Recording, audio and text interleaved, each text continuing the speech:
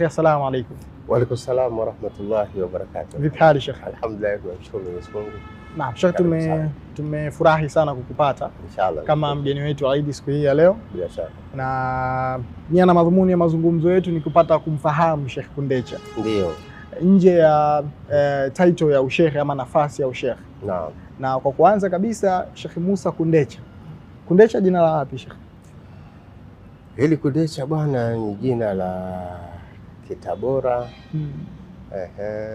Lakini pia lina mchanganyiko na Kiao kwa namna fulani kule ndani, kwa sababu mzee wangu ana asili ya mchanganyiko, kuna Uyao na kuna Unyamwezi hapo ndani. Unyamwezi, mashaallah. Kwa maana hiyo Sheikh Musa Kundecha umezaliwa Tabora? Mimi nimezaliwa Tabora, kitongoji kinaitwa Kanyenye. Kanyenye, mashaallah. Pale ndio tulipozaliwa. Mimi mwenyeji wa kule kidogo. Wewe mwenyeji wa kule? Kanyenye napafahamu vizuri. Unapafahamu vizuri sahihi kabisa. Basi nyumbani kwetu pale pale unapoiona stendi ya mabasi ya sasa hivi. Ya sasa stendi mpya ndio. Ile stendi mpya iko nyuma ya mgongo wa nyumba zetu. Sawa sawa. Mashaallah. Sheikh, safari yako ilikuwaje? Kuanzia Tabora ulipoanza kusoma, ulisoma wapi?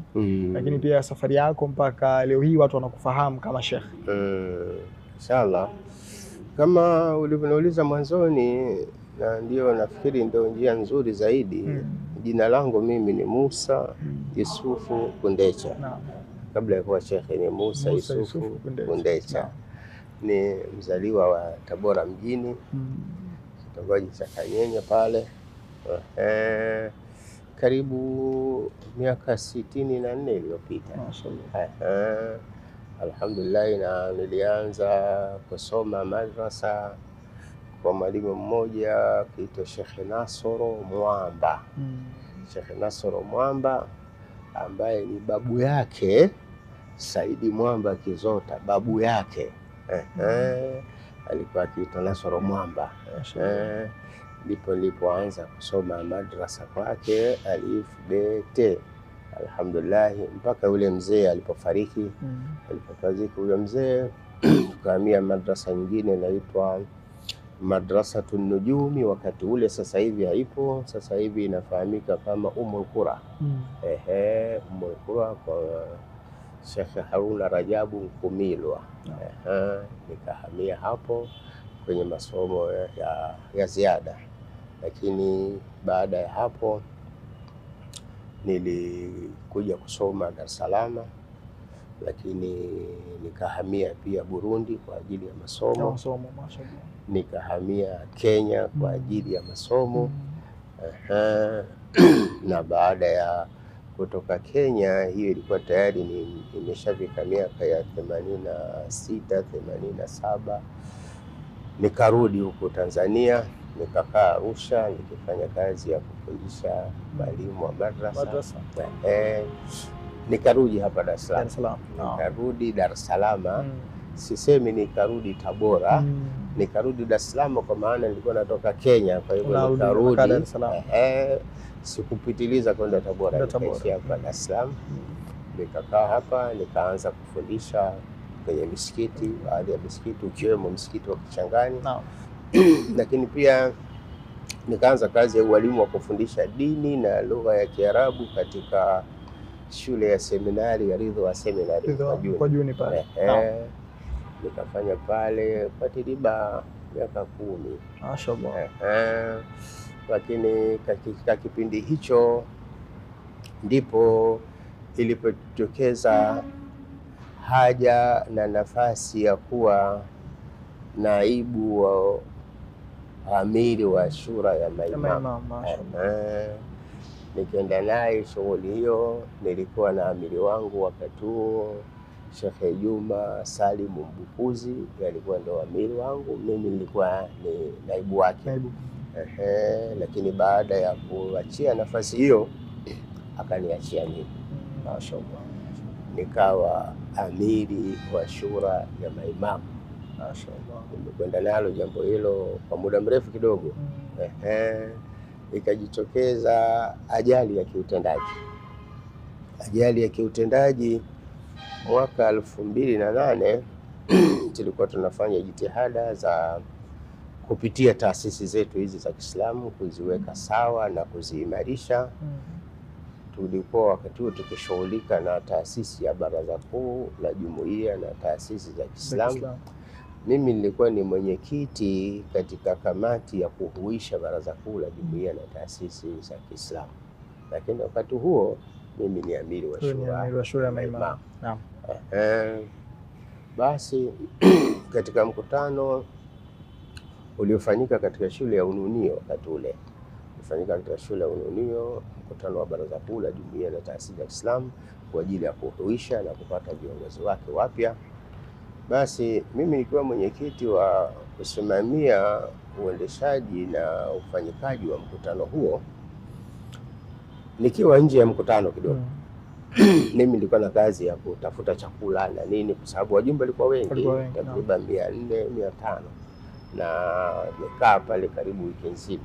Kulikuwa kuna sakata la kula na nini. Sasa kwa sababu mimi ndio mwenyekiti wa uratibu, nilikuwa katika mizunguko ya jambo hilo, kisha kila kitu kinakwenda sawa, sawa. Sijui ilikuwaje huko nyuma, nikaona ninapigiwa simu, bwana mwenyekiti, rudi hapa, kuna jambo la ziada. Wewe sio mwenyekiti tu wa kamati ya uratibu huku, sasa wewe ndio umechaguliwa kuwa amini wa Baraza Kuu la Jumuiya na taasisi za Kiislamu. Sheikh, mwanzo umeita ajali ya kiutendaji. Nimeita ajali ya kiutendaji. Kwa nini umeita ajali wakati inaonekana hapa mbele kwamba imeenda kukupa nafasi? Ni kweli, kwa kawaida ajali huwa sio jambo la kutegemea, ni jambo linakutokea hapo. Ndio maana naita ajali ya kiutendaji. Mimi sikuwa na mpango huo wala sikuwa na matarajio hayo. Na tulikuwa tunafanya mkutano kuimarisha chombo chetu na taasisi yetu, na tulikuwa na wazee wetu hapo. Sasa sijui wazee wetu waliona nini kwamba bwana, nafasi hii tumpe huyu. Kwa hivyo nikajikuta nimekumbana na ajali ya kiutendaji, jambo ambalo sikulitarajia likatokea. Kwa hivyo nikachaguliwa kuwa amiri mkuu wa Baraza Kuu la Jumuiya na taasisi za Kiislamu, nafasi ambayo nimeendelea nayo mpaka hivi leo. Mashaallah. Sasa kwa matukio hayo inawezekana kuna baadhi ya watu wakavutika. Sasa badala ya kuniita tu Musa Yusufu Kundesha, kwanza nilikuwa naitwa amiri wa shura. Amiri wa shura, jina ambalo limeselea mpaka leo. Amiri wa shura, ukisema amiri wa shura haraka watu wanakuja kwangu. Lakini ikenda baada ya kuingia tena kwenye nafasi hiyo, nafikiri sasa watu wakaanza kuhama, sijui na kwa sababu tena ndevu hizi zikaanza kugeuka zinakuwa nyeupe na nini.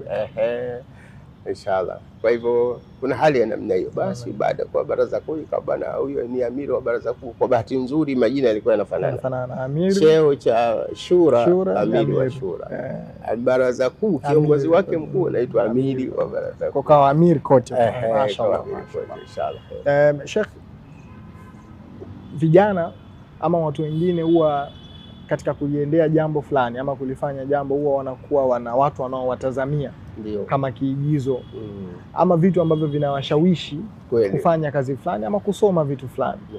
Safari yako wewe ya kupenda kuisoma dini mpaka kufikia ngazi ya kuwa sheikh, kipi hasa kilikusukuma? Upi ulikuwa msukumo wao? Kwamba nani alikuvutia ukaamua kwamba mimi muda wangu mwingi na nguvu zangu nyingi nataka nijikite katika kuitafuta elimu ya dini?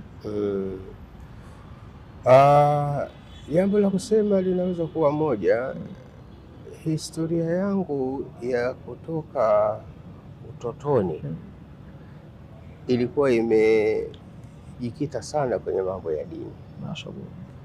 Baba yangu mzazi alikuwa mkali kidogo kwenye dini.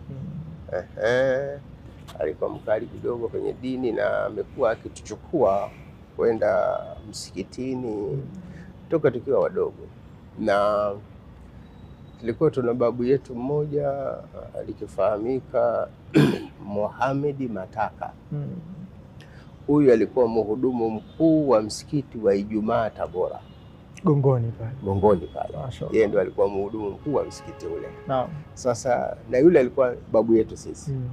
Kwa hivyo tulikuwa tukiongozana na babu kwenda msikitini na kurudi, kwenda msikitini na kurudi, lakini pia kumsaidia kazi za pale msikitini. Tumekuwa tukiwa katika hali ya namna hiyo, tukajengeka kulipenda jambo la namna hiyo. Lakini pia nilipokuwa madrasa ilisadifu tu mwalimu wangu wa mwanzo Sheikh Nasr Mwamba alinipenda. Sijui naweza kusema ni kwa nini, maana alikuwa ni mdogo wakati ule, lakini alinipenda kiasi cha kunitanguliza kuwa mbele ya wenzangu. Mbele ya wenzangu, kuwa akiwa na shughuli zake nilikuwa nafanya kazi ya kuwafundisha wenzangu. Kwa hivyo jambo hilo likanizoea. Hata alipofariki, nilipohamia madrasa ya pili, madrasa Tunujumi, shekhe wangu wa pale Sheikh Haruna Rajabu Nkumilwa naye alinipenda vile vile. Mashaallah. Basi nikajikuta pia pale nimepata nafasi ya kuwa mwalimu msaidizi pamoja na wengine tuliokuwa nao pale. Nikawa mimi ni mmoja katika walimu wasaidizi kwa ajili ya vijana wengine. Lakini tena ikatokea nikawa kama mwalimu mwenza kwa wenzangu tuliokuwa tukisoma pamoja. Mwenyezi Mungu alijalia kidogo. Kwa maana tukisoma muda wa kujisomea, basi nakuwa mimi kama kiongozi wa darasa letu lile katika kujisomea. Kichwa chako kilikuwa chepesi kidogo. Nimegeuka kuwa mwalimu wa wenzangu wakati huo tunakwenda. Sasa tabia hiyo nikaenda nayo, na kwa sababu mtiririko wangu wa kwenda ulikuwa kwenye mambo hayo ya dini, na nilikuwa na tabia hiyo ya kujituma. Kwa kweli hilo jambo lilishajiishwa na wale walimu zangu walipokuwa wakinitanguliza mbele. Nikajikuta ile jambo sasa limenizoea, kulikosa najihisi siwezi. Na hata nilipokuwa kijana kwenye mambo mbalimbali, lakini babu jambo la dini lilikuwa ni jambo kubwa kwangu. Majukumu yalikukuza Sheikh. Majukumu yalinikuza bila shaka. Umesema neno zuri sana. Mashaallah. Sheikh, katika safari yako ni miaka mingi sana umeeleza ukihudumu katika dini. Ni jambo gani ambalo umekutana nalo katika harakati za dini ambalo huwezi kulisahau katika maisha yako? Jambo ambalo naweza kusema siwezi kulisahau katika maisha yangu, tulipoanza harakati za dini, sasa tumepevuka kidogo. Tumeanza harakati za dini hapa Dar es Salaam, na hasa baada ya kuteuliwa au kuchaguliwa kuwa naibu amiri wa shura ya maimamu, na nilikaa hiyo nafasi kwa kipindi cha mwaka mmoja. Mwaka wa pili nikawa amiri wa shura ya maimamu. Lakini wakati huo, hiyo ilikuwa ni miaka ya 98, 99. Hali ya mwamko wa elimu kwa Waislamu ilikuwa iko chini sana. Lakini mwangwi na msamiati ya kwamba Waislamu hawapendi kusoma ilikuwa ni kubwa sana. Kiasi kwamba hatusikii vizuri. Waislamu hawapendi kusoma, Waislamu hawataka kusoma na nini. Kwa hivyo katika grupu letu la shura na tuliokuwa, tukaja na azimio kwamba hatuwezi kuhamasisha umma wetu juu ya elimu, tena elimu zote mbili. Kwa hivyo nikapewa kazi mimi, bwana, wewe kama amiri wa shura, sasa hebu hakikisha tunaitumia misikiti kujenga mwamko wa Islam juu ya elimu, na ikiwezekana tutafute misikiti yote ambaye iliyo na nafasi iombwe na ihamasishwe uwezekano wa kuweka nursery school pale, primary school pale, au secondary school kama itawezekana, ili misikiti ianze kushughulikia tatizo la elimu kwa Waislamu, kwa sababu pale wanakutana watu wengi, inaweza kuwa ni jambo zuri. Kwa hivyo alhamdulillah, hilo jambo nakumbuka siwezi kulisahau, kwa sababu nilizunguka takriban misikiti 400. Mashaallah. Hapa Dar es Salaam nilizunguka karibu misikiti 400, na ilikuwa kazi kubwa sana na ngumu. Miongoni mwa mambo nilikuwa tunakipambana nayo, Waislamu wengi katika misikiti walikuwa wanaona, bwana, kundesha, mbona mnataka kuleta mambo ya sekula kwenye misikiti bwana? Huku sisi mambo ya dini na Mwenyezi Mungu, haya mambo yatakuwaje? Lakini naambia jamani, tuelewe, sisi kijiografia ni Watanzania, lakini kijamii sisi ni Waislamu. Tukiwa Waislamu katika jamii ya Watanzania, kuna mambo ya Kitanzania hatuwezi kuyaepuka. Mfumo wa elimu wa nchi unamtaka Muislamu aanze kusoma tena kwa lazima aanze kusoma primary. Lakini pia sera ya taifa imebadilika, elimu ya msingi inaanzia nasari. Katika msingi huu, kama mwanafunzi wa nasari anatakiwa aanze nursery school, unafikiri madrasa atakwenda lini? Kama mwanafunzi wa primary lazima aende shuleni, unafikiri madrasa atakwenda lini? Na huo ndio umri wa madrasa. Kwa hivyo ni vizuri tukajipanga na sisi kwanza, tukae na mashehe wetu tuone, je, tunao haramu wa kuisoma dini na dunia? Dini sheria na Uislamu haukatazi jambo hilo. Kwa hivyo wapi tunaweza kuanzia? Mahali pazuri pa kuanzia ni kwenye vituo vyetu vya misikiti.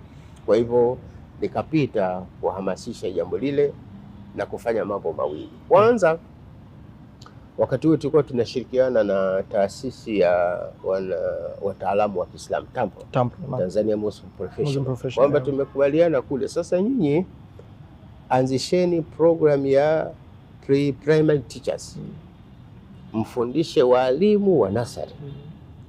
Mimi kazi yangu kama amiri wa shura ni wafate walimu wa madrasa waliomo katika misikiti, kuwafadhili waje wasome kozi hiyo, ili madrasa zao zifanye kazi mbili, ziwe nursery school na ziwe madrasa. Tutengeneze msingi mzuri huko chini, pale ili itakapotokea agizo la kiserikali kila mtoto aende nursery school, atakwenda pale anapata madrasa na anapata. Na ikija ukaguzi kwamba nursery hiyo ina qualify, inaendana na wasifu wa nursery namna taifa linavyotaka, wakute je, kuna walimu wenye sifa iwapate, itakuwa ni jambo la msingi. Tutakuwa tumeokoa madrasa, tumewaokoa walimu wa madrasa, lakini tumeokoa elimu yetu ya dini na kujenga hamasa mpya ya elimu.